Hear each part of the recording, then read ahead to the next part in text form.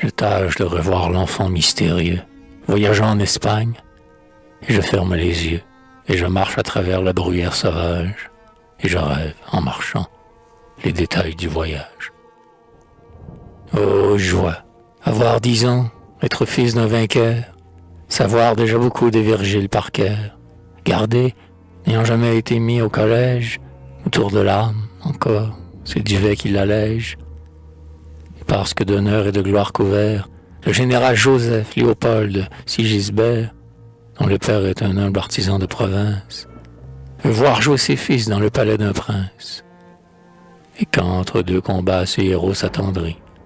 Se trouver brusquement en route pour Madrid, et le front bourdonnant encore d'un bruit de bronze, comme si l'on avait rêvé 1811. Paris et les portraits de Napoléon II, se réveiller courant des chemins hasardeux, où parfois, sur le bord d'un gouffre, au clair de lune, on rencontre un courrier qui vient de Pampelune. Je rêve les détails du voyage, correct, cambré contre le fond capitonné d'Utrecht, pour que sa renégote à Brandebourg l'épouse, et pour qu'elle rabatte à 1812 sur son buste bombé les épaulettes d'or, ou pour cacher qu'au fond du carrosse il s'endort. L'aide de camp marquis du Saillant accompagne la générale Hugo qui se rend en Espagne. La générale Hugo n'est pas contente. Elle a horreur du vieux coucou que l'on rafistola et qui penche, guimbarde aux formes fantomales, sous des gibbosités de meubles et de malles. Cet objet à la fois gothique et pompadour, chaise de poste ensemble et carrosse de cour, qui sur de grands ressorts en gondole s'agence, par son cabriolet tient de la diligence, et, par son grincement, du char à bœufs, des bœufs viennent d'ailleurs aider dans les chemins bourbeux, les 6000 hors d'âge et teintes inabulantes, auxquelles un gaillard prompt les trouver lentes, crie, en fouettant leur dos écorché jusqu'à l'os, toutes sortes de mots qui finissent en dios. Les 3 petits Hugo, d'humeur moins difficile, se sont accommodés de ce luxe fossile. Les 2 grands pouffés de rire en contemplant le ventre vert et or de ce monstre roulant, dont l'ombre sur la route est apocalyptique, et grave, ayant déjà sa petite esthétique. Le plus petit des 3 ne l'a pas trouvé laid. Ils montent tous les 3 dans le cabriolet. Ils tirent les rideaux sur les anneaux de cuivre, changent de place. Ils sont heureux. Tout les enivre.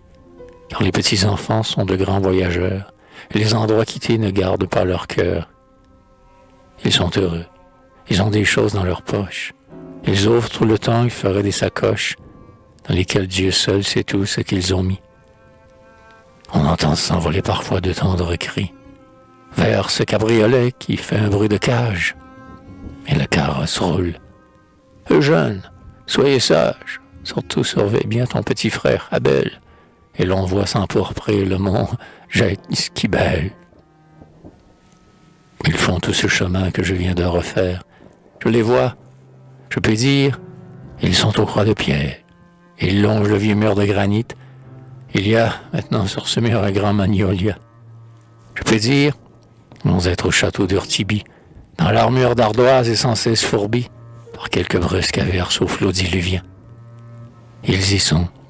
Ils le voient, comme un archer qui vient de laver à grande eau les mailles de sa brugne, se sécher au soleil sur la route du Rugne. Ils sont au pont. Ils sont.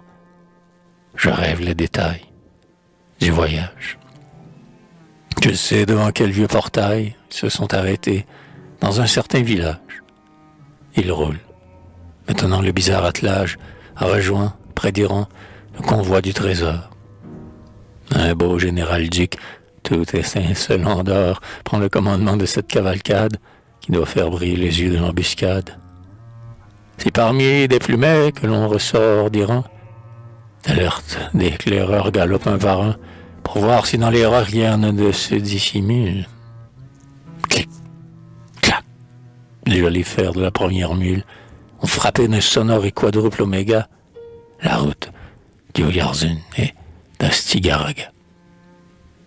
La bergère s'enfuit, le troupeau s'effare. Les andalous vont l'amble au son de la fanfare. Quoi? Pour Victor Hugo, des trompettes? Déjà? Non, mais pour le trésor. Ce trésor protégea le petit voyageur pour qui tremble la muse. Il est de ces hasards bienheureux. Dieu s'amuse. 2000 hommes à pied, 1000 hommes à cheval, et l'on serre les rangs, et dans l'ombre du Val, la Providence. Car toujours la Providence, lorsqu'on est un génie est dans la confidence.